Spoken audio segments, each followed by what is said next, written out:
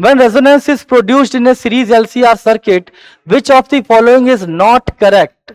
फिर से रेजोनेंस ए में कह रहा है impedance of circuit is maximum, नहीं, इंपीडेंस मैक्सिमम नहीं मिनिमम हो जाता है, तो ए तो रॉन्ग हो गया। B, if R is reduced the voltage across capacitor will increase.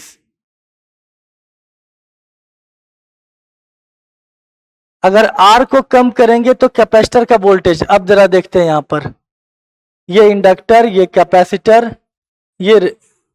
ये रहा, और सर्किट है रेजोनेंस में, रेजोनेंस में है, ठीक है। करंट फिलहाल जो है ये आई मैक्स फ्लो हो रही है, ठीक है।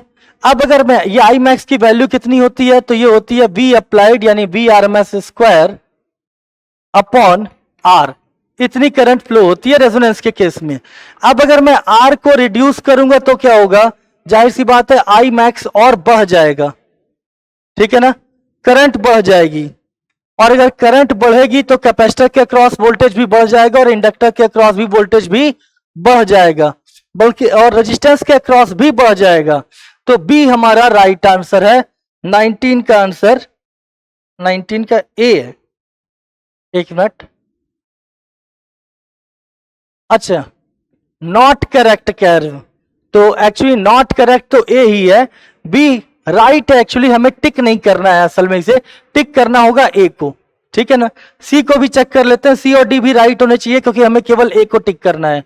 सी में कह रहा है current in the circuit is in phase with applied voltage, ठीक है। जब रेजिस्टेंस होता है तो करंट और वोल्टेज दोनों सेम फेज में होते हैं, जो वोल्टेज यहां वही वोल्टेज यहां, क्योंकि ये वोल्टेज कितना हो जाता है 0, और वैसे भी जो 10 फाई है इसकी वैल्यू क्या होती है X C minus X L by R. अब रेजोनेंस में ये दोनों बराबर होकर 0 हो जाते हैं तो फाई की वैल्यू कितनी आ जाती है 0, यानी करंट और वोल्टेज सेम फेज में होते हैं, सी करेक्ट है। और D, inductive and capacitive reactance are equal, ठीक है, एक्सी इक्वल टू एक्सएल होता है, तो ये भी करेक्ट है। तो इन दोनों को हम टिक नहीं करेंगे, हम ए को टिक करेंगे, ठीक है ना।